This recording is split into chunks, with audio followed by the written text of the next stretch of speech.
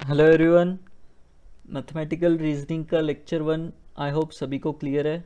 अब इससे अपन कंटिन्यू करते हैं और जो भी टॉपिक का कंटेंट बचा है वो ख़त्म करते हैं। ठीक है। सबसे पहले अपन ने इसमें देखा था स्टेटमेंट, फिर नेगेशन ऑफ स्टेटमेंट क्या होता है, डिनाई कैसे करते हैं। ठीक है। उसके बाद अपन ने देखा कंपाउंड स्टेटमेंट। कंपाउंड स्टेटमेंट बनाने के लिए कैसे सब स्टेटमेंट्स को कनेक्ट करना पड़ता है, इसके लिए क्या क्या कनेक्टिव्स यूज़ होते हैं वो देखे। उसमें से 3 कनेक्टिव्स अपन देख चुके। चौथा है bye conditional connective, if and only if. बहुत बार आप लोग यूज़ करते हो, ठीक है ना। अच्छा, तो कोई स्टेटमेंट है और उसके सामने आपने लगा दिया इफ़ एंड ओनली इफ़ और एक और स्टेटमेंट बोल दिया मान लो। ठीक है। तो इफ़ एंड ओनली इफ़ के पहले मान लेते हैं आपने स्टेटमेंट पी बोला, और इफ़ एंड ओनली इफ़ के बाद वाला जो स्टेटमेंट था वो मान लो आपने क्यू बोला। ठीक है। तो उसको डिनोट कैसे करते हैं, ऐसे, है ना। रेड मार्कर यूज़ कर लेता हूँ। ठीक है। तो ये ऐसे उसको अपन डिनोट करते हैं, डबल इम्प्लीकेशन बोलते हैं। ठीक है, इस टाइप के एरो को। तो इसमें क्या होता है, P implies Q and Q implies P। तो इसको आपको ऐसे भी रीड करना आना चाहिए कि डबल इम्प्लीकेशन मतलब क्या होता है, P से इम्प्लाई Q कर सकते हो, Q होगा P implies Q and Q implies P। ठीक है। चलिए नाउ इसको एग्जांपल के थ्रू समझ लेते हैं कि मान लो आपने एक स्टेटमेंट दिया कि अंशुल क्लास आएगा, अंशुल क्लास आएगा if and only if, I double F से भी डिनोट होता है, if and only if Prem class आएगा। ठीक है। अब अंशुल आएगा आपके लिए क्या हो गया, मान लो एक स्टेटमेंट हो गया पी। ठीक है। और प्रेम क्लास को आएगा, मान लिया आपके लिए स्टेटमेंट हो गया क्यू। ठीक है। तो ये स्टेटमेंट मैं बेस ले रहा हूँ कि भाई मैंने जितना ऑब्जर्व किया है कि अंशुल क्लास को आएगा सिर्फ और सिर्फ प्रेम क्लास को आएगा तो ही। ठीक है ना। इसका मतलब क्या है, अंशुल का आना इम्प्लाइज प्रेम का आना, क्योंकि अगर प्रेम नहीं होता, प्रेम नहीं आया होता तो अंशुल क्लास में नहीं होता। मतलब प्रेम, अंशुल का आना इम्प्लाइज प्रेम का आना, प्रेम आया हुआ है तभी अंशुल आया है। ठीक है। तो P इम्प्लाइज Q एंड अगर प्रेम क्लास आ गया मतलब अंशुल भी क्लास आएगा अपने स्टेटमेंट के हिसाब से। तो प्रेम का आना इम्प्लाइज अंशुल का आना। तो आई होप ये स्टेटमेंट आपको क्लियर है, P implies Q and Q implies P। ठीक है। अच्छा, इसका मतलब ये भी होता है कि अंशुल क्लास को आएगा if and only if Prem class को आएगा, सिर्फ और सिर्फ प्रेम क्लास को आएगा तो ही। मतलब अगर प्रेम क्लास नहीं आया तो अंशुल क्लास नहीं आएगा। ठीक है ना। प्रेम क्लास को नहीं आया तो अंशुल क्लास नहीं आएगा। ठीक है ना। तो देखो ध्यान से, अगर प्रेम क्लास में नहीं तो अंशुल क्लास में नहीं, और प्रेम क्लास में है तो अंशुल क्लास में है। ठीक है। तो यहाँ पर ये जो दो नोट में पॉइंट्स लिखे हैं, मान लो कि P if and only if Q, ये तो स्टेटमेंट के बेस पे ही हो गया कि P if and only if Q, इसमें तो कोई बड़ी बात नहीं है। अच्छा, ये जो Q if and only if P बोला है ये भी सही है, प्रेम क्लास में होगा if and only if Anshul class में है। ठीक है। अपने स्टेटमेंट के हिसाब से ये भी सही बात है कि प्रेम क्लास में होगा if and only if Anshul class में है। ठीक है ना। क्योंकि अंशुल आया हुआ है मतलब प्रेम क्लास में आया हुआ है, और अंशुल अगर नहीं है मतलब प्रेम क्लास में नहीं है। ठीक है ना। तो ये थोड़ा समझने की कोशिश करना। ठीक है। नाउ थर्ड और फोर्थ पार्ट, थर्ड और फोर्थ पार्ट देखो मैं यहाँ से एक्सप्लेन कर रहा हूँ। ये वाला जो अपने पास स्टेटमेंट है कि P if and only if का मतलब होता है P implies Q and Q implies P। ठीक है। P implies Q and Q implies P। तो थर्ड पार्ट जो है, अब देखो ध्यान से, P is necessary and sufficient condition for Q। तो P इम्प्लाइज Q में मुझे बताओ, P जो है सफिशिएंट कंडीशन होता है Q के लिए, P जो है सफिशिएंट कंडीशन होता है Q के लिए, और Q इम्प्लाइज P में भी अपन बोल सकते हैं कि P is necessary condition for Q। ठीक है। P is necessary condition for Q। ठीक है। तो दोनों स्टेटमेंट को अगर अपन ने जोड़ के यहाँ पर लिखा है, इसका मतलब क्या है, P is necessary and sufficient condition for Q। ठीक है ना। अगेन जो फोर्थ स्टेटमेंट है वो भी यही से एक्सप्लेन करता हूँ। P इम्प्लाइज Q में क्या होगा, Q is necessary condition for P। ठीक है। Q is necessary condition for P and Q implies P में क्या हो जाएगा, Q is sufficient for P। मतलब क्यू पी के लिए नेसेसरी भी है, सफिशिएंट भी है। तो थर्ड और फोर्थ पार्ट आई होप आपको क्लियर है ना। पी इंप्लाइज क्यू के पॉइंट्स याद करो, वहां से आपको ये पॉइंट क्लियर हो जाएगा, ठीक है। चलो ये मिटा रहा हूं मैं अभी यहां से। नाउ अब देखो ध्यान से, इसमें अगर आप देखोगे ट्रूथ टेबल के लिए, ठीक है ना, ट्रूथ टेबल में क्या होगा, वापस अपन इसकी हेल्प लेंगे जो अभी मैंने स्टेटमेंट लिखा था कि P implies Q and Q implies P, ऐसा डबल इम्प्लीकेशन का मतलब होता है, ठीक है ना। नाउ अगर P और Q दोनों ट्रू है मान लो, ठीक है, P और Q अगर दोनों ट्रू है तो P डबल इम्प्लीकेशन Q का मतलब क्या होगा, ट्रू या फॉल्स, ठीक है। तो देखो ध्यान से, सबसे पहले ये एक स्टेटमेंट है मान लो और ये एक स्टेटमेंट है, दोनों एंड से कनेक्टेड है। तो अगर दोनों स्टेटमेंट ट्रू होंगे तभी एंड वाला क्या बोलते हैं अपन, ट्रू होता है, राइट। अब मुझे बताओ दोनों स्टेटमेंट ट्रू कब कब होंगे, अपन चेक करते हैं, ठीक है। चलो P और Q दोनों मान लो ट्रू लिया अपन ने, तो इस स्टेटमेंट के बारे में क्या बोल सकते हो, ट्रू इम्प्लाइज ट्रू, ठीक है। इसके बारे में क्या बोल सकते हो, ट्रू इम्प्लाइज ट्रू, तो ट्रू ही बोलेंगे अपन। तो ये हो गया आपका ट्रू, ठीक है। नाउ अच्छा, Q इम्प्लाइज P में क्या है, दोनों ट्रू है, तो true implies true, again this is true. तो true and true, true and true क्या हो जाएगा, ट्रू, राइट। तो यहां पर अपन ने सही लिखा है, right, P double implication Q true हो जाएगा। नाउ मान लो दोनों में से एक फॉल्स है और एक ट्रू है, ठीक है। अब मैं ये वापस मिटा देता हूँ और अपन यहाँ पर ट्रूथ वैल्यूज चेक करेंगे, ठीक है। दोनों में से क्या बोला मैंने, एक ट्रू है एक फॉल्स है मान लो, ठीक है।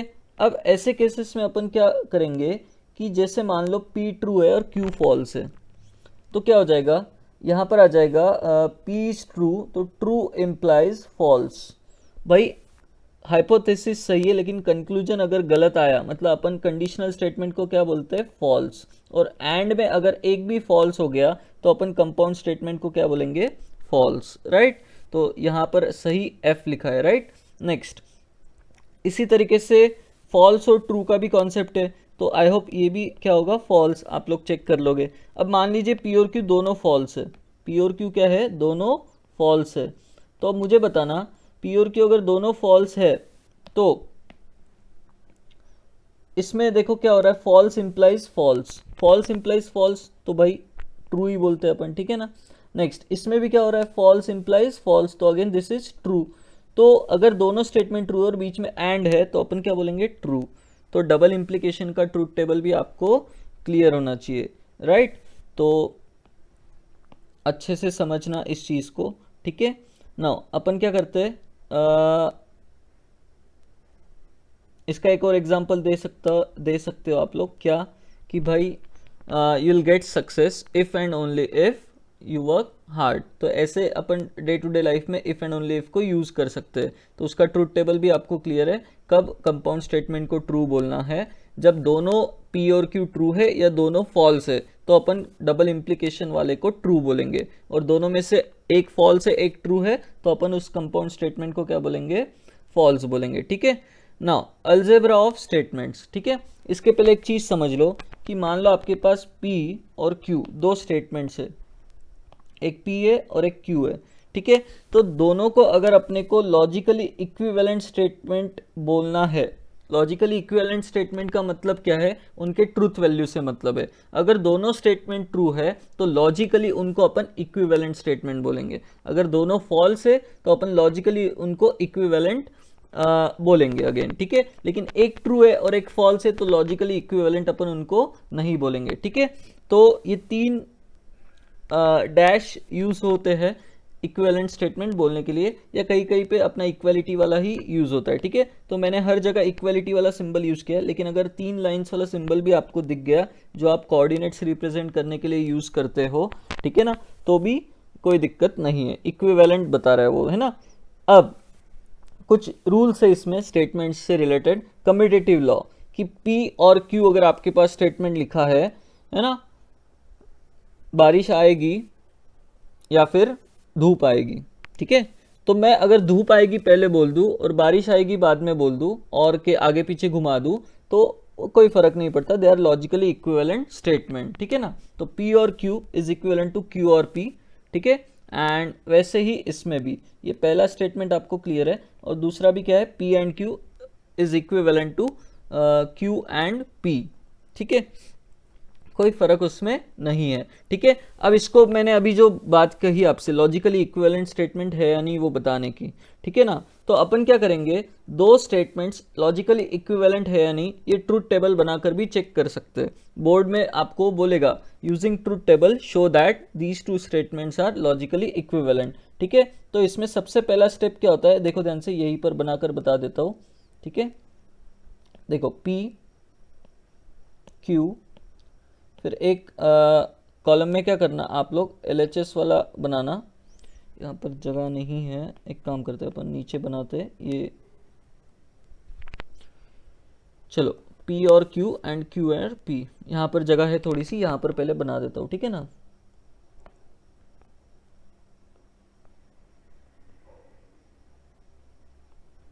देखो ध्यान से, P, फिर आएगा Q, फिर आएगा LHS वाला P और Q, और फिर RHS वाला Q और P, ठीक है। तो आपको क्या करना होता है, बोर्ड में जब आपको पूछा जाएगा, दोनों को ट्रू असाइन किया, एक ट्रू एक फॉल्स, ठीक है, फिर ये फॉल्स ये ट्रू, ठीक है, फिर ये फॉल्स और ये फॉल्स। अगर आपने मान लो ऐसे स्टेटमेंट्स को असाइन किया, तो आपको क्या करना होता है कि LHS और RHS के ट्रूथ वैल्यूज जितने भी पॉसिबल कॉम्बिनेशन से P और Q के, उसके लिए आपको क्या बताने, सेम आ रहे हैं, ठीक है। मान लो फर्स्ट यहाँ पर देखो P और Q मान लो दोनों ट्रू है, तो P और Q क्या हो जाएगा, ट्रू और ट्रू, अपन ट्रू बोलते हैं। अच्छा, फिर Q और P, इसमें भी क्या होगा, ये भी ट्रू है ये भी ट्रू है, तो अपन कंपाउंड स्टेटमेंट क्या बोलेंगे, ट्रू ही बोलेंगे, ठीक है। फिर ट्रू, मान लो P ट्रू है और Q फॉल्स है, तो और में क्या होता है, अपन इंक्लूसिव और यूज करते हैं, दोनों में से एक भी अगर ट्रू है तो अपन कंपाउंड स्टेटमेंट क्या अज्यूम करते हैं, ट्रू, राइट नाउ। इसमें भी वही, दोनों में से एक कोई ट्रू है तो अपन क्या बोलेंगे भाई, ट्रू, ठीक है। इस तरीके से अगर अपन ट्रूथ टेबल बनाएंगे तो ध्यान से देखेंगे कि ये वाला कॉलम और ये वाले कॉलम में एग्जैक्ट ट्रूथ वैल्यूज मैच हो रहे हैं P और Q के सेम कॉम्बिनेशन के लिए, ठीक है। इधर ट्रू है तो इधर भी ट्रू है, इधर ट्रू है तो इधर भी ट्रू है, तो ऐसे आपको बोर्ड में बताना पड़ेगा अगर ट्रूथ टेबल यूज करके पूछा गया तो, ठीक है। थोड़ा सा क्या है, मेहनत करवाता है बोर्ड वाला, ठीक है ना, तो कर देने का उतनी मेहनत, ठीक है। चलिए, आपको ऐसे लॉजिकली समझ में आ रहा है कि भाई स्टेटमेंट का ट्रूथ वैल्यू चेंज नहीं होगा, ठीक है ना, बट फिर भी आपको लॉजिकली अगर मतलब लग भी रहा है, फिर भी आपको बोर्ड वाला ट्रूथ टेबल बना के पूछेगा, तो यहाँ से आपको कॉलम में बना के दोनों कॉलम सेम आ रहे हैं बोलकर आपको बोलना पड़ेगा कि they are logically equivalent statements, ठीक है। नाउ मिटा देता हूँ, और ऐसे ही जब अपने को और ट्रूथ टेबल बनाने की ज़रूरत आएगी तो मैं वापस एक बार आप लोगों को ट्रूथ टेबल बनाकर बता दूंगा, ठीक है। अभी फिलहाल ये क्लियर है, कम्यूटेटिव लॉ, ठीक है। Now associative law, associative law में क्या बोलता है कि मान लो तीन स्टेटमेंट्स है P Q R, ठीक है। तो P और ब्रैकेट में क्या है, मान लो Q और R, ठीक है, इज इक्विवेलेंट टू P और Q, और फिर और R बोल दिया, ठीक है, तो इक्विवेलेंट है ये स्टेटमेंट मान लो, ठीक है। सेम वही यहाँ नीचे कि भाई P एंड, इधर Q एंड R को पहले क्लब करके कंपाउंड स्टेटमेंट बनाया और फिर एंड P कनेक्ट किया उसको, ठीक है। दिस इज इक्विवेलेंट टू, पहले P एंड Q कनेक्ट किया, कंपाउंड स्टेटमेंट बनाया एंड R उसमें जोड़ दिया, ठीक है। तो they are logically equivalent statements, ठीक है। तो अब देखो, इसको अगर आपको पूछा गया मान लो ट्रूथ टेबल से कैसे बनाओगे, तो अब थोड़ा सा क्या है, ट्रूथ टेबल बड़ा बनेगा क्योंकि तीन स्टेटमेंट्स आ गए, राइट। तो तीन स्टेटमेंट्स आ गए तो P आ गया, Q आ गया, R आ गया, ठीक है। और फिर आपको क्या करना पड़ेगा, बहुत सारे कॉलम बनाने पड़ेंगे, पहले LHS वाला बनाना पड़ेगा, फिर RHS वाला बनाना पड़ेगा। अब LHS में क्या है, P और ब्रैकेट में Q और R है, ठीक है ना, थोड़ा पास पास बनाते हैं, ठीक है।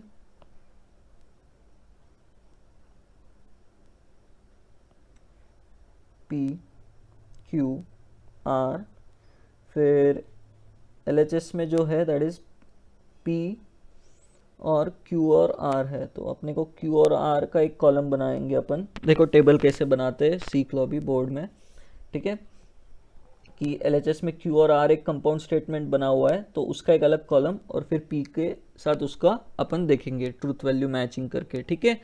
और RHS के लिए अगर अपन ध्यान से देखेंगे P और Q लगेगा अपने को, ठीक है, तो P और Q भी आपको यहाँ पर ट्रूथ टेबल में बनाना पड़ेगा। P और Q आएगा और फिर उसको अपन R के साथ मैच कराएंगे। तो मैं यहाँ LHS का ट्रूथ वैल्यू लिखूंगा, यहाँ RHS का ट्रूथ वैल्यू लिखूंगा, ठीक है। तो ऐसा अपना मान लो ट्रूथ टेबल बनेगा कुछ। अच्छा, अब आपने सोच लिया होगा कि PQR के कितने कॉम्बिनेशन आएंगे, ट्रू फॉल्स वगैरह वगैरह, कितने कॉम्बिनेशन आ सकते हैं। अब देखो ध्यान से, चलो तो मान लो पहले सारे के सारे क्या है, ट्रू लिया आपने, ठीक है, फिर ट्रू ट्रू फॉल्स, फिर true false true false true true, तीनों ट्रू, फिर दो दो ट्रू वाले हो गए। अब क्या होगा, दो फॉल्स वाले लेंगे अपन, दो फॉल्स वाले अगर अपन लेंगे तो देखो ध्यान से क्या आ जाएगा, ये ट्रू, फिर ये फॉल्स, ठीक है। उसके बाद मान लीजिए अपन ने ऐसा किया कि ये फॉल्स ये ट्रू, और फिर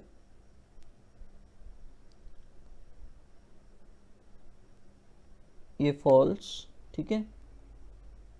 एक सेकेंड, इसके जगह देखो आपको मैं ट्रिक बताता हूँ। सारे केसेस अगर आपको जल्दी से लिखने हैं तो क्या करो, सबसे जो फर्स्ट कॉलम है अगर 3 का आता है तो true true true true, false false false false, ऐसे आप लिखकर बैठ जाओ पहले, ठीक है ना। 4 ट्रू 4 फॉल्स। फिर क्यू वाला जो है इसमें आप क्या करो, 2 ट्रू 2 फॉल्स, 2 ट्रू 2 फॉल्स, ऐसे लिख दो, ठीक है। और फिर जो आर वाला है इसमें क्या करो, एक ट्रू एक फॉल्स, एक ट्रू एक फॉल्स, एक ट्रू एक फॉल्स, एक ट्रू एक फॉल्स, ऐसे लिख दो। सारे केसेस कवर हो गए क्या, एक बार चेक करो, ठीक है। तो ऐसे आप ट्रूथ टेबल बना सकते हो जल्दी से, 8 की 8 केसेस पूरे कवर हो जाएंगे, ठीक है ना। अब देखो इसमें ध्यान से, सबसे पहले इसका ट्रूथ वैल्यूज फिल करते हैं अपन, Q और R। Q और R में देखो ध्यान से, दोनों में से अगर एक भी ट्रू है तो अपना स्टेटमेंट क्या होगा, ट्रू।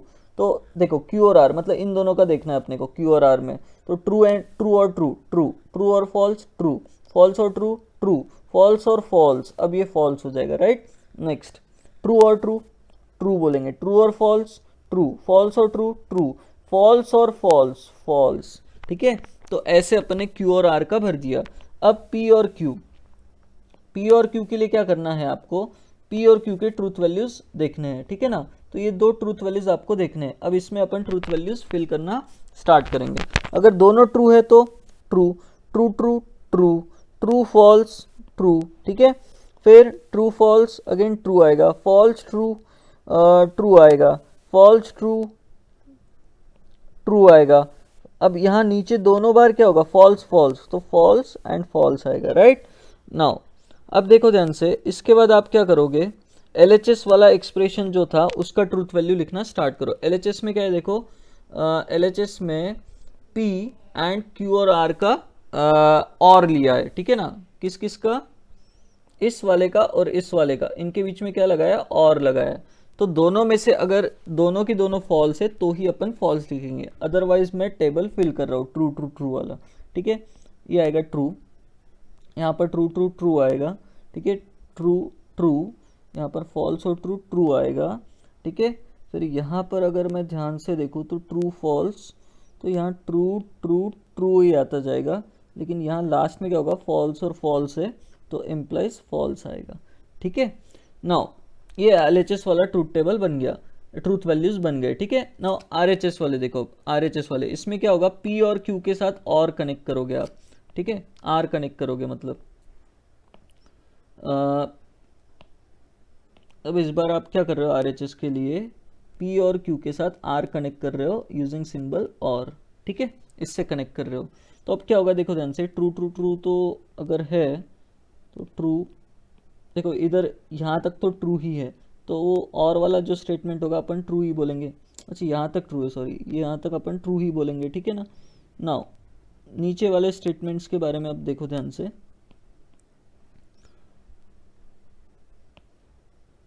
सेकेंड लास्ट इसमें क्या होगा, ये फॉल्स है ये ट्रू है, तो अपन ट्रू ही बोलेंगे। अगेन यहाँ पर ये फॉल्स है और ये फॉल्स है, तो अपना स्टेटमेंट क्या हो गया, फॉल्स हो गया। अब चेक करो LHS और RHS का कॉलम, दोनों कॉलम एग्जैक्ट है ना, डिट्टो एकदम सेम है। तो अपन ने इसलिए क्या बोला था कि LHS और RHS वाला स्टेटमेंट लॉजिकली इक्विवेलेंट है, चाहे PQR के ट्रूथ वैल्यूज कुछ भी हो, ये दोनों स्टेटमेंट लॉजिकली इक्विवेलेंट है, ठीक है, वेरी इंपॉर्टेंट। और अगर आपको ये बोर्ड में पूछा गया तो ट्रूथ टेबल बनाकर ऐसे आपको बताना पड़ेगा, ठीक है।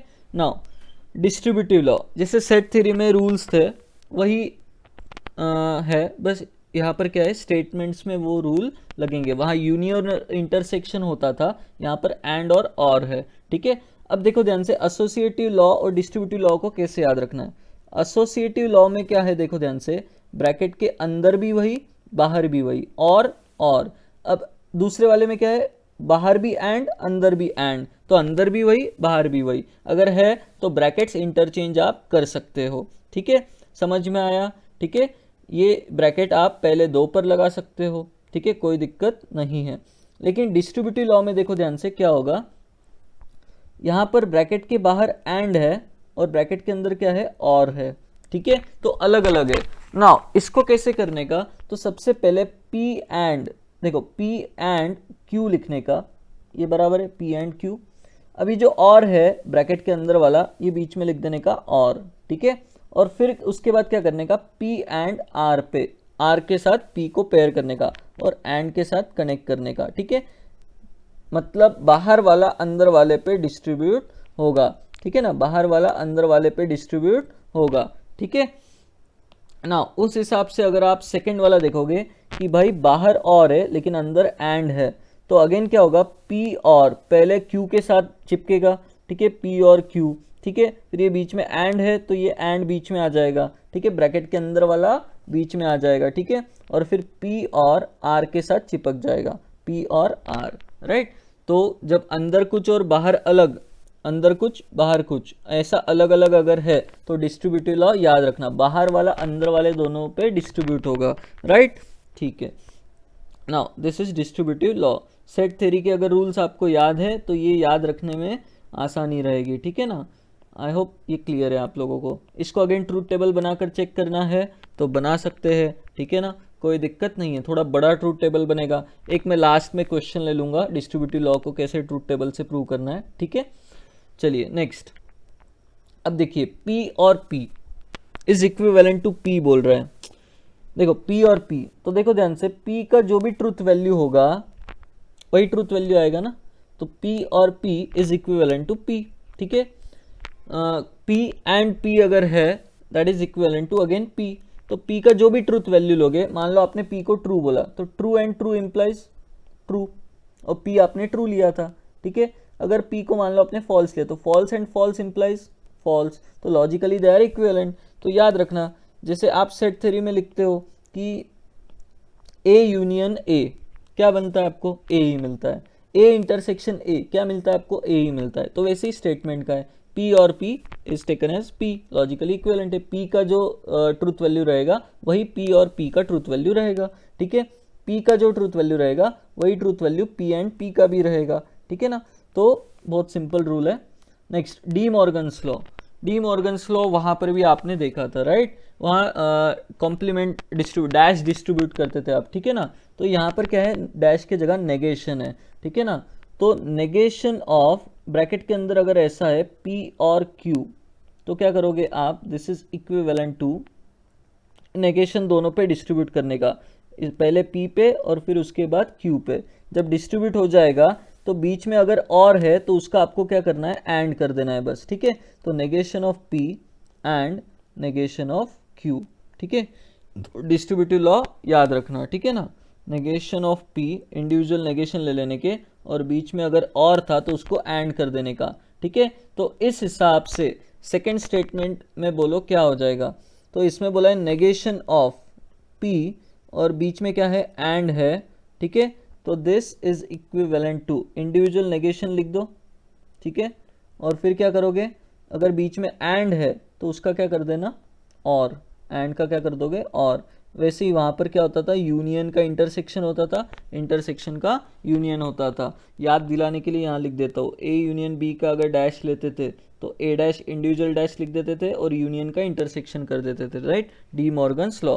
तो यहाँ पर भी कुछ ऐसा ही है, ठीक है। नाउ वहाँ याद है आपको कि ए डैश का डैश क्या होता था, ए, तो वैसे ही यहाँ क्या होगा, negation of P, that will be again P, right. Truth table से आप लोग चेक कर सकते हो, ठीक है ना भाई। ट्रूथ वैल्यू में कैसा रहता है कि अगर पी लेते हो और नेगेशन ऑफ पी क्या हो जाएगा, अगर पी ट्रू है तो नेगेशन ऑफ पी क्या हो जाएगा, फॉल्स, राइट। ट्रूथ वैल्यू उसका क्या हो जाएगा, फॉल्स हो जाएगा, ऐसे अपन कंसीडर करते हैं। तो ट्रूथ टेबल बनाकर आप इस चीज़ को चेक कर सकते हो, ठीक है ना। नाउ देखो ध्यान से, आगे क्वेश्चन है कि prove that negation of this, ये मिटा देता हूँ पूरा।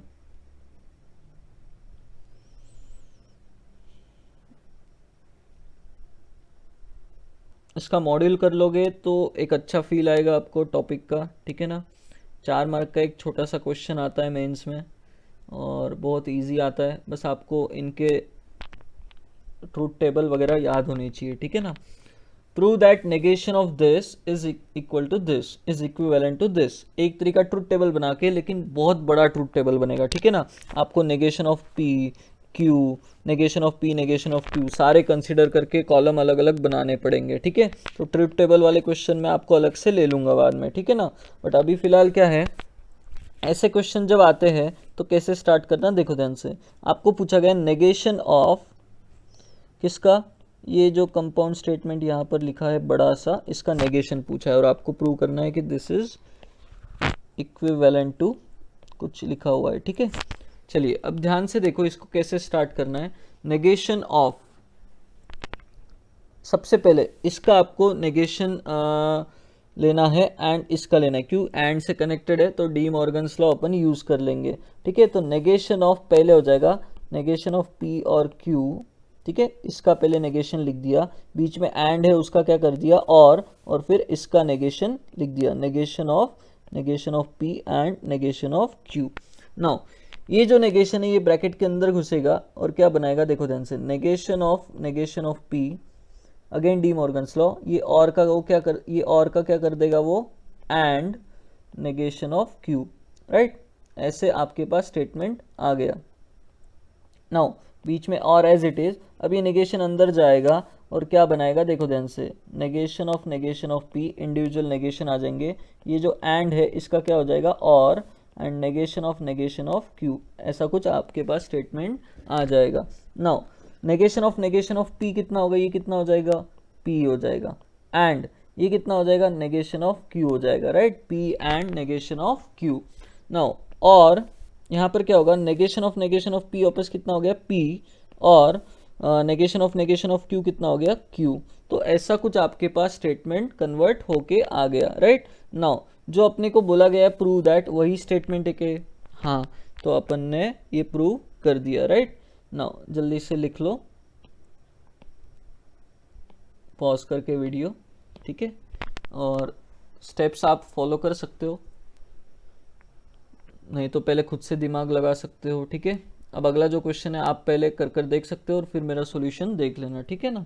नाउ अब इसमें देखो ध्यान से, prove that negation of P and Q और ब्रैकेट में क्यू और नेगेशन ऑफ आर इज ऐसा, ये आपको अगेन प्रूव करना है, ठीक है।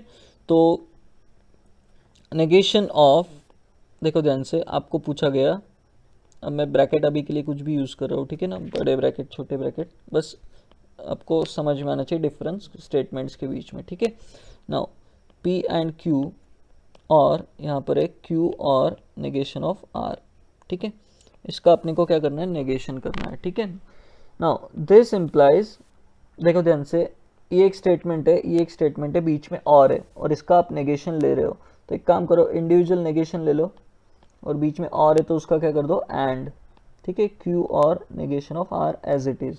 नाउ ये नेगेशन अंदर जाएगा तो क्या बनाएगा बोलो ध्यान से, नेगेशन ऑफ पी एंड का क्या हो जाएगा और नेगेशन ऑफ क्यू, ठीक है। अच्छा ये एंड एज इट इज, अब ये नेगेशन अंदर जाएगा तो क्या हो जाएगा नेगेशन ऑफ क्यू, और का क्या हो जाएगा बीच में एंड हो जाएगा, एंड नेगेशन ऑफ आर क्या हो जाएगा, नेगेशन ऑफ आर कितना हो जाएगा आर, राइट। तो यही अपने को प्रूव करने को बोला गया था, राइट। तो ऐसे सिंपल सिंपल क्वेश्चंस आ सकते हैं, ठीक है ना। Next, prove that this is equivalent to this, ठीक है।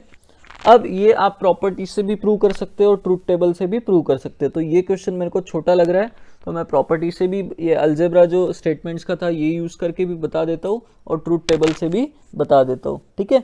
एक काम करते नहीं तो अलजेब्रा वाला जो है ना, आप लोग करो।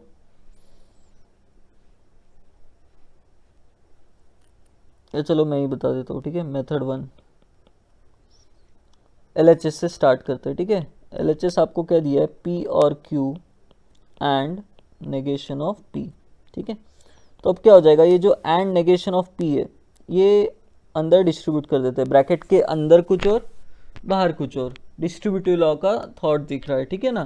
तो क्या आ जाएगा P and negation of P, ठीक है। पहले ये जो है टर्म किसके साथ गया, P के साथ। अब ब्रैकेट के बीच में क्या था और, तो यहाँ पर भी क्या आ जाएगा और, फिर Q के साथ आ जाएगा Q and negation of P, ठीक है। नाउ अब ध्यान से समझना कि भाई P and negation of P क्या होगा, P and negation of P। भाई अगर P ट्रू है, P अगर ट्रू है तो नेगेशन ऑफ P क्या हो जाएगा फॉल्स, मतलब दोनों में से एक ट्रू और एक फॉल्स, एक ट्रू है तो दूसरा फॉल्स होने ही वाला है, ठीक है ना। और बीच में एंड होने से क्या हो गया, ये स्टेटमेंट हमेशा आपका क्या रहने वाला है फॉल्स, तो हमेशा ये स्टेटमेंट फॉल्स रहने वाला है। और में क्या है आपके साथ Q and negation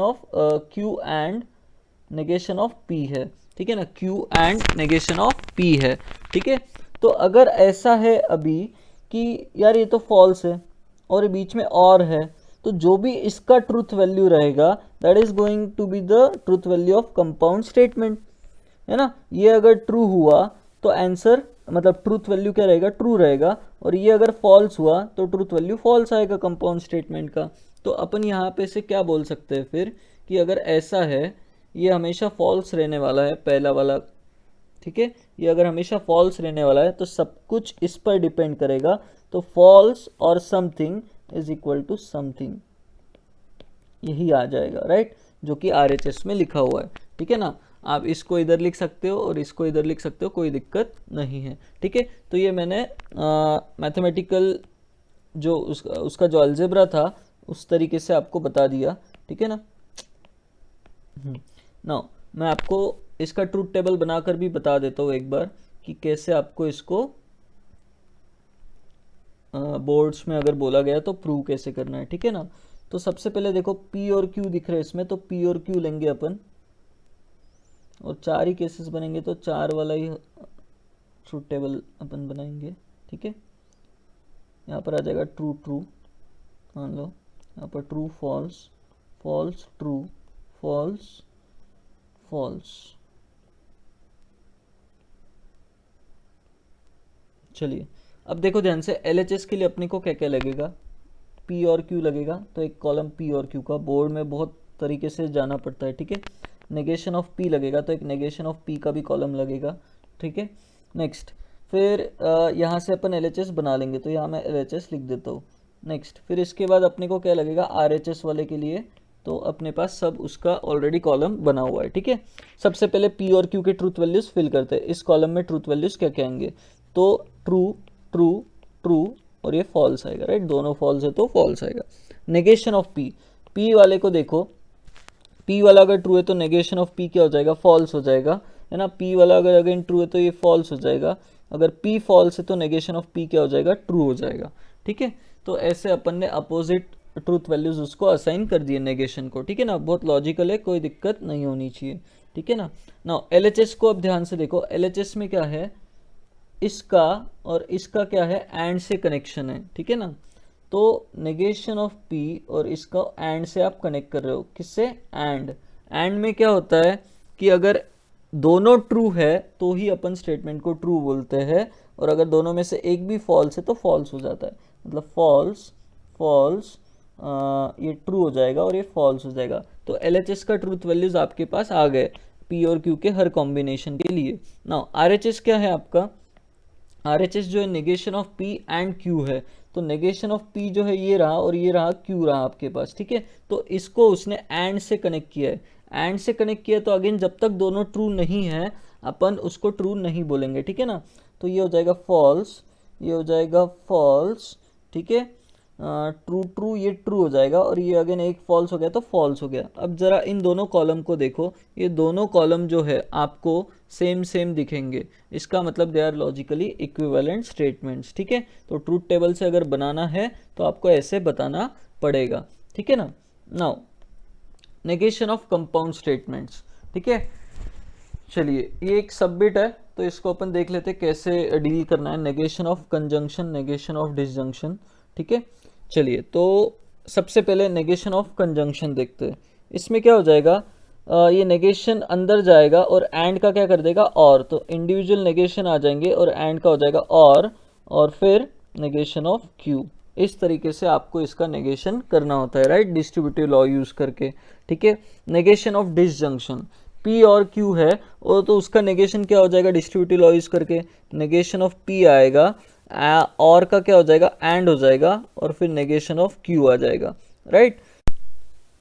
now negation of conditional statement, तो इसको कैसे करना है ध्यान से समझना। P इम्प्लाइज Q का नेगेशन कैसे होता है, ठीक है। मैंने मान लो स्टेटमेंट बोला if today is holiday then the store is closed, ठीक है ना। अगर आज छुट्टी है तो स्टोर जो है क्लोज होगा। इसको आप डिनाई कैसे करोगे कि भाई आज छुट्टी है एंड स्टोर क्लोज नहीं है, ठीक है ना। आज छुट्टी है एंड स्टोर क्लोज नहीं है, तो ये उसको डिनाई कर देगा आपने जो स्टेटमेंट बोला है ना कि भाई छुट्टी तो है लेकिन स्टोर क्लोज नहीं है, ठीक है ना। तो इसको मैं जब स्टेटमेंट में लिखूंगा तो इसको मैं ऐसे लिखूंगा P एंड नॉट Q, ठीक है, P and not Q, right. चलिए नाउ अब ध्यान से समझना कि यहाँ पर से एक और स्टेटमेंट आता है लॉजिकल इक्विवेलेंट स्टेटमेंट्स का, जो वो 4 ऑप्शन देके आपसे पूछ सकता है, ठीक है ना। चलिए आपके पास यहाँ पर क्या है, negation of P implies Q is equivalent to P and not Q, ठीक है ना, ऐसे उसने बोल दिया, ठीक है। अब यहाँ से अपने को मालूम है कि अगर मैं नेगेशन लूँ दोनों तरफ, तो negation of P implies Q is going to be negation of this, ठीक है, ऐसा होगा। दोनों तरफ नेगेशन लगा दूँ तो कोई दिक्कत नहीं है ना। वो दोनों स्टेटमेंट्स क्या होंगे, इक्विवेलेंट ही होंगे। अब नेगेशन ऑफ समथिंग, LHS में क्या हो जाएगा, P इम्प्लाइज Q बच जाएगा, दिस इज इक्विवेलेंट टू। ये नेगेशन जब अंदर जाएगा तो नेगेशन ऑफ P एंड का क्या हो जाएगा और, नेगेशन ऑफ Q क्या हो जाएगा Q, राइट। तो आपको क्या करेगा वो P implies Q is equivalent to, और नीचे 4 ऑप्शन में ये RHS वाला ऑप्शन रख देगा, ठीक है ना। तो ट्रूथ टेबल से भी आप लोग कर सकते हो इक्विवेलेंट देखकर, बट ठीक है ऐसे कन्वर्ट करना भी सीख लो, ठीक है ना। नेगेशन ऑफ कंडीशनल स्टेटमेंट, ठीक है। Now negation of bye conditional statement, ये कैसे होगा, ठीक है ना। तो देखो पहले मैं यहाँ नीचे कर कर बता देता हूँ आपको। Negation of P double implication Q is equivalent to negation of P implies Q and negation of P implies Q, है ना, and Q implies P,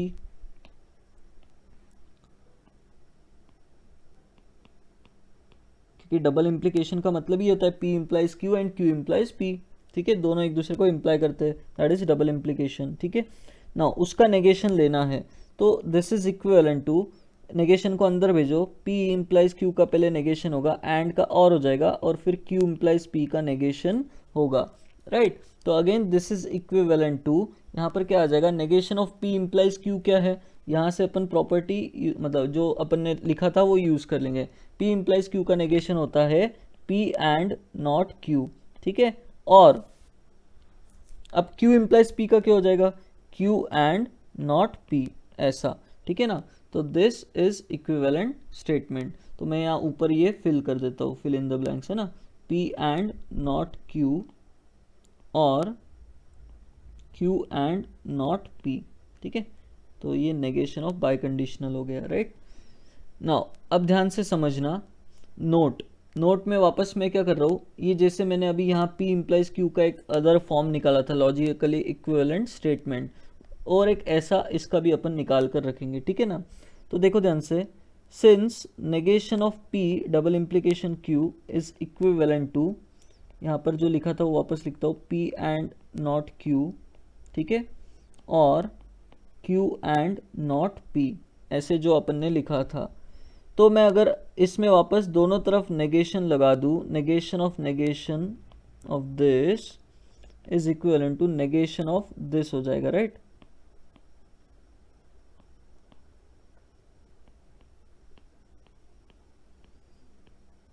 चलो अब देखो ध्यान से, LHS में क्या होगा, नेगेशन ऑफ दिस, तो P डबल इम्प्लीकेशन Q आ जाएगा इज इक्विवेलेंट टू, नेगेशन अंदर जाएगा, negation of P and negation of Q आ जाएगा, ये जो और है इसका क्या हो जाएगा, एंड हो जाएगा, negation of Q and not P आ जाएगा, राइट। ऐसे अपन ने लिख दिया। This implies P double implication Q is equivalent to, अब ये जो नेगेशन है ये अंदर भेज दो, क्या हो जाएगा बोलो ध्यान से, negation of P not P and का और नेगेशन ऑफ Q क्या हो जाएगा, Q एंड बीच में एज इट इज, अब ये नेगेशन अंदर जाएगा, नेगेशन ऑफ Q एंड का और नेगेशन ऑफ P क्या हो जाएगा, P। तो 4 ऑप्शन में नीचे ऐसा भी स्टेटमेंट रहेगा, P double implication Q is equivalent to ऐसा, ठीक है। चलिए, आई होप आपको अभी कॉन्सेप्ट क्लियर है, चारों कनेक्टिव्स के नेगेशन कैसे निकालने हैं, ठीक है ना। चलिए, एक क्वेश्चन है, फाइंड नेगेशन ऑफ दिस, तो आपको बोला गया negation of P and Q implies R, इसका नेगेशन ढूंढो। तो क्या हो जाएगा, ये नेगेशन अंदर जाएगा, अच्छा ये एक स्टेटमेंट है मान लो, दिस इम्प्लाइज R, तो क्या हो जाएगा, P and Q and not R, इस तरीके से नेगेशन हो जाएगा, ठीक है ना। ये आपका मान लो एक स्टेटमेंट है, समथिंग इम्प्लाइज समथिंग, तो today is holiday and store is not closed, ऐसे आपको नेगेशन इसका लिखना है, ठीक है ना। चलो बहुत क्लियर है। अब स्टेटमेंट्स में आ गए मान लो, और आपको नेगेशन लिखने बोल दिया, ठीक है। तो पहला स्टेटमेंट है, Sachin is good batsman and Bumrah is good bowler, ठीक है। तो सचिन का गुड बैट्समैन होना मान लो क्या है, P है ना, सचिन का गुड बैट्समैन होना मान लो क्या है, P है, और बुमराह का गुड बॉलर होना मान लो क्या है, Q। तो आपके पास जो स्टेटमेंट लिखा है that is P and Q, ठीक है। इसका नेगेशन आपको पूछा है, दैट इज कितना, नेगेशन ऑफ P एंड का और हो जाता है and negation of Q, right, ये होता है। तो अपन इसको स्टेटमेंट में जब कन्वर्ट करेंगे, तो क्या लिखेंगे, पहले आएगा negation of P, Sachin is good batsman का नेगेशन क्या हो जाएगा, Sachin is not a good batsman,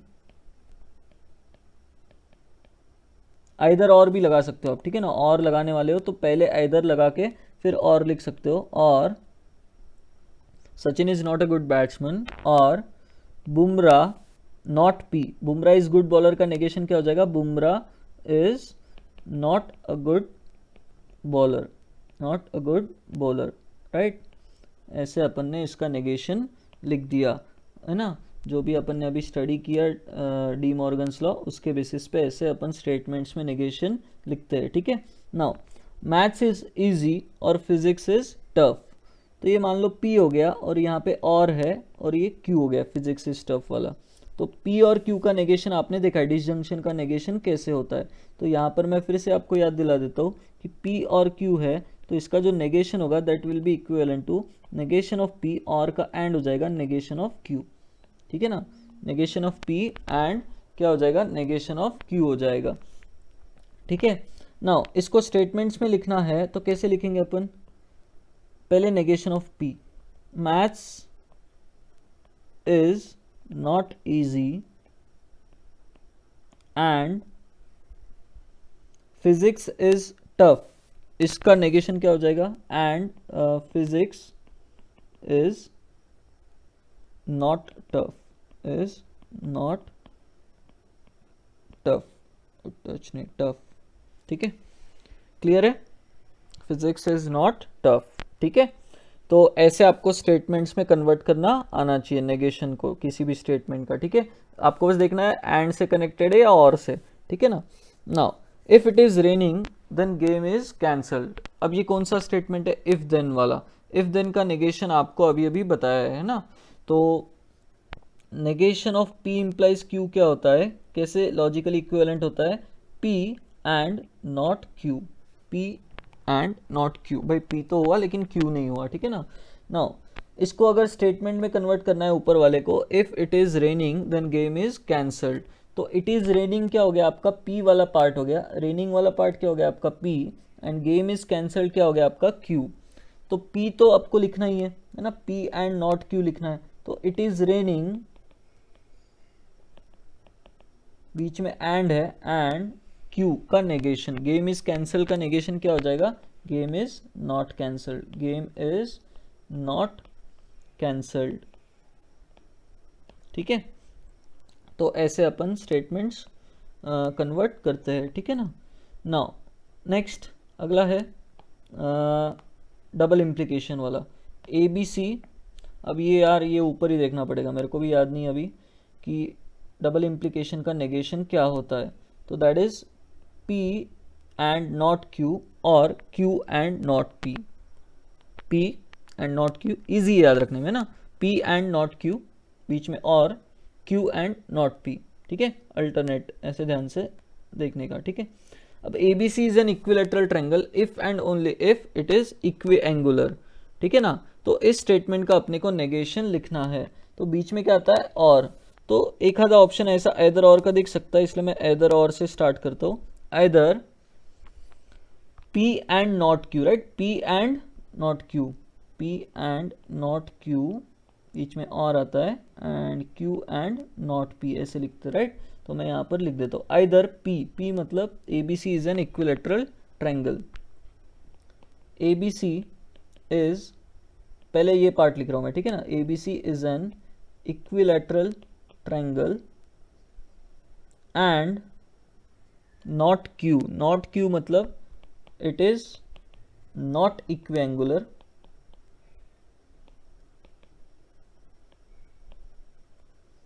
it is not equiangular. अब ये बीच वाला और आएगा, तो और, ठीक है, और Q and not P, right, Q and not P, not P पहले लिख दो तो कोई दिक्कत नहीं है, है ना। ABC is not an equilateral triangle and Q मतलब क्या, इट इज इक्विएंगुलर, इट इज इक्विएंगुलर। तो ये उसका नेगेशन लिखने का तरीका है, ठीक है ना, डबल इम्प्लीकेशन का, ठीक है ना। ऐसे क्वेश्चंस मॉड्यूल में है, तो आप लोग जब करोगे, है ना, एक दिन 2 घंटे बैठ जाओगे ना, मैथमेटिकल रीजनिंग का पूरा मॉड्यूल हो जाएगा आपका, ठीक है ना। टॉटोलॉजी एंड फॉलेसी या फिर कॉन्ट्राडिक्शन भी उसको आप बोल सकते हो, ठीक है। तो टॉटोलॉजी समझ लो क्या होता है, this is a statement which is true for all truth values of its components. एक ऐसा स्टेटमेंट जो उसके जितने भी सब स्टेटमेंट्स है उनके चाहे कुछ भी ट्रूथ वैल्यूज हो, लेकिन ये स्टेटमेंट हमेशा क्या होगा, ट्रू। अगर ऐसा है तो इट इज टॉटोलॉजी, ठीक है। उस स्टेटमेंट को क्या बोलोगे, tautology. Now denoted by small t, ऐसे उसको डिनोट कर सकते हो आप उस स्टेटमेंट को, ठीक है ना। नाउ देखो ध्यान से, मान लो एक आपने कंपाउंड स्टेटमेंट बनाया ऐसा, P और नॉट P, ठीक है। तो अब देखो ध्यान से, ये स्टेटमेंट के बारे में आप क्या बोल सकते हो हमेशा, ठीक है। देखो ध्यान से, यहाँ पर थोड़ा सा कॉलम में गड़बड़ है। देखो P अगर ट्रू है तो नॉट P क्या होगा, फॉल्स होगा, और P अगर फॉल्स है तो ये क्या हो जाएगा, P अगर फॉल्स है तो नॉट P क्या हो जाएगा, ट्रू हो जाएगा, और P ट्रू है तो नॉट P क्या हो जाएगा, फॉल्स हो जाएगा। नाउ जो अपन ने कंपाउंड स्टेटमेंट बनाया है P और नॉट P, और से कनेक्टेड है ये दो स्टेटमेंट्स, ठीक है ना, और से कनेक्टेड है, तो इन दोनों का और लेना है अपने को। तो क्या हो जाएगा, अगर एक भी ट्रू है तो अपना काम हो गया, अपन ट्रू ही बोलेंगे, ट्रू ही बोलेंगे। तो इस कॉलम में सारे ट्रूथ वैल्यू क्या दिखे आपको, टी दिखे, मतलब this statement is tautology equivalent to T, right. ये स्टेटमेंट हमेशा कैसा होगा, ट्रू ही होगा, चाहे पी कैसा भी हो। इसका ये अपोजिट क्या है, fallacy. This is statement which is false for all truth values of its components. It is denoted by C for contradiction और एफ। पॉलिसी के लिए कॉन्ट्राडिक्शन वर्ड भी यूज कर देगा कुछ कुछ जगह पे, ठीक है। तो एफ या सी दोनों में से कुछ भी आप यूज कर सकते हो। नाउ एक स्टेटमेंट अपन ने करने मान लो कंपाउंड स्टेटमेंट कंसीडर किया पी एंड नॉट पी। तो इन दोनों के बीच में क्या लगाया है आपने, पी और नॉट पी के बीच में एंड लगाया है, ठीक है। तो इसमें क्या होता है, दोनों में से अगर एक भी फॉल्स है या दोनों फॉल्स है तो अपन स्टेटमेंट क्या बोलते हैं, फॉल्स। तो भाई अगर पी ट्रू है तो नॉट पी क्या हो जाएगा आपका, फॉल्स हो जाएगा, और पी अगर फॉल्स है तो नॉट पी क्या हो जाएगा आपका, ट्रू हो जाएगा, ठीक है ना। तो अब क्या बोलेंगे अपन कि दोनों में से एक तो फॉल्स रहने ही वाला है, तो हमेशा एंड वाला ये जो कंपाउंड स्टेटमेंट है हमेशा फॉल्स रहेगा। तो इस कॉलम में आपको बस एफ दिखा, मतलब दिस स्टेटमेंट इज फॉलसी, हमेशा क्या रहेगा, फॉल्स रहेगा, राइट। नाउ टॉटोलॉजी और फॉलसी से रिलेटेड कुछ रूल, ठीक है। मान लो कोई स्टेटमेंट है पी और कोई मान लो आप उसका टॉटोलॉजी के साथ और ले रहे हो, तो भाई इसमें क्या होगा, एक हमेशा मान लो एक ऐसा स्टेटमेंट है जो हमेशा ट्रू है, ठीक है ना, टॉटोलॉजी मतलब मान लो, ठीक है। तो इसमें क्या होगा, जो फाइनल रिजल्ट आएगा, जो भी कंपाउंड स्टेटमेंट बनेगा उसका ट्रूथ वैल्यू हमेशा क्या होगा, क्योंकि और से कनेक्टेड है और एक हमेशा ट्रू है, तो फाइनल रिजल्ट हमेशा क्या आने वाला है, ट्रू ही आने वाला है, मतलब that is equivalent to T, tautology ही होगा, ठीक है ना। नाउ पी है और उसके साथ आप एंड से कनेक्ट कर रहे हो एक स्टेटमेंट जो हमेशा ट्रू है, ठीक है ना। तो क्या होगा, अगर ये सब कुछ अब पी पे डिपेंड करेगा, पी अगर मान लो आपका ट्रू है और ये साथ में ट्रू है तो आंसर क्या आएगा आपका, ट्रू आएगा, राइट। पी ट्रू है तो स्टेटमेंट भी ट्रू हो जाएगा।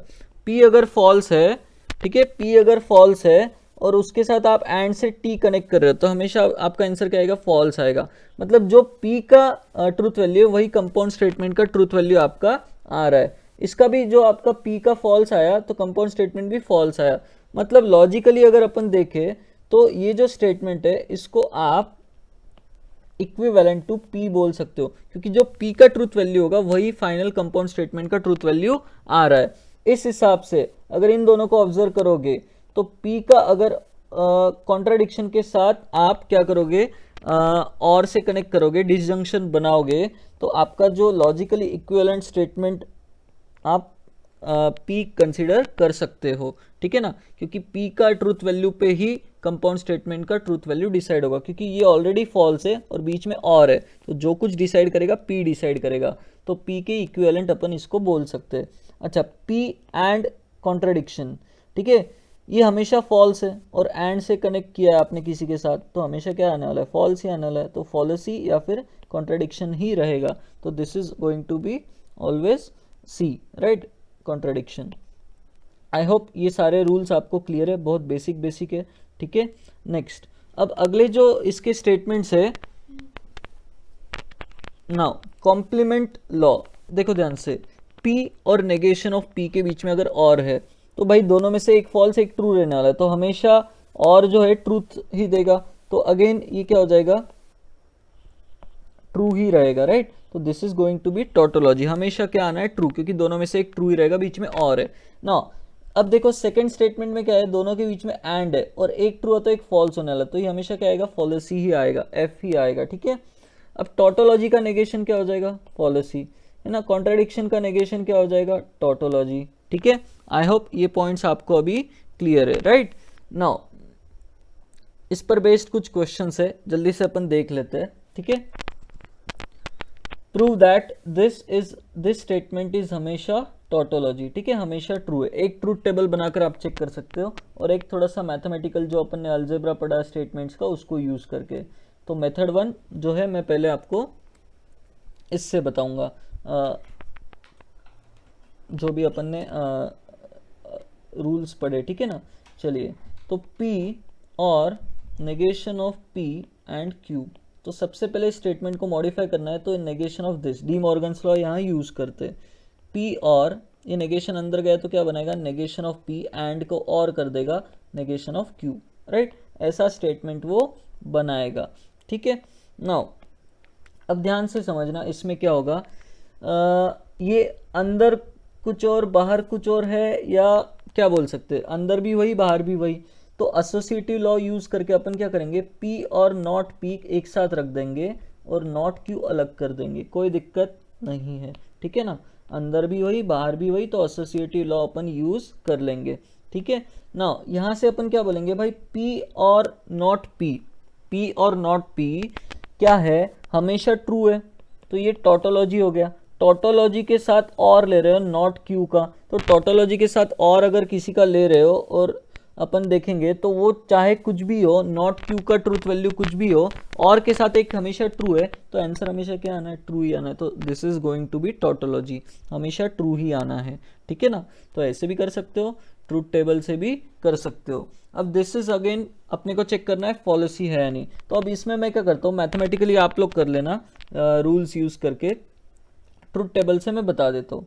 तो अपने को P लगेगा, Q लगेगा, ठीक है। इसके बाद P एंड Q लगेगा, तो P एंड Q का एक कॉलम बनाएंगे। फिर इसके बाद P और Q लगेगा, P और Q का एक कॉलम, और फिर नेगेशन ऑफ P और Q लगेगा, राइट, नेगेशन ऑफ P और Q लगेगा, उसका भी एक कॉलम, ठीक है। और फिर जो अपना स्टेटमेंट है दैट इज S बोल देंगे, ठीक है। तो यहाँ पर अपने को क्या है, लाइंस थोड़े ड्रॉ कर लेता हूँ क्योंकि फिर ऐसे हाथ से गंदे होते हैं।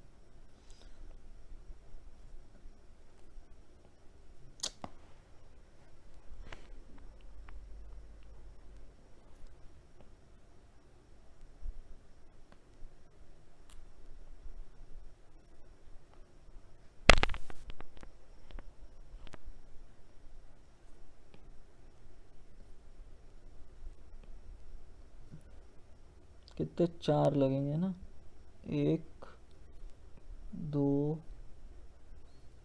3 4, ठीक है ना।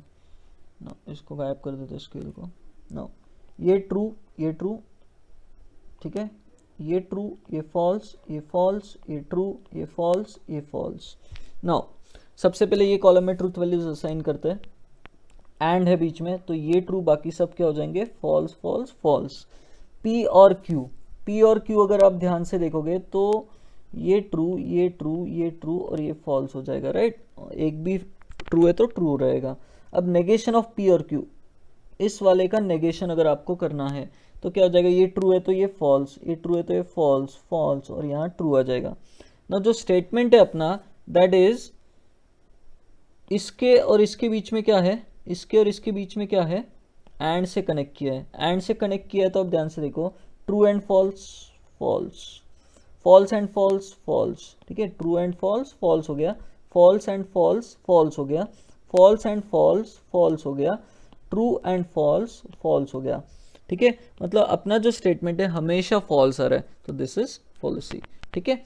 तो ट्रूथ टेबल से अगर किसी ने बोर्ड में बोला कि ये प्रूव करो, तो ऐसे आपको कॉलम बना बना के, कंपोनेंट छोटे छोटे कंपोनेंट के कॉलम बना बना के आपको चेक करना पड़ेगा, राइट। नाउ आप लोग होमवर्क कर सकते हो पूरा मॉड्यूल, ठीक है। अगर कुछ डाउट्स आता है तो अपन एक लाइव सेशन ले लेंगे जूम पर, और मैं वहाँ पर आपके डाउट्स डिस्कस कर दूंगा, ठीक है। चलिए, नाउ मॉड्यूल आप लोग पूरा अच्छे से कर लीजिएगा, ठीक है। चलो बाय बाय।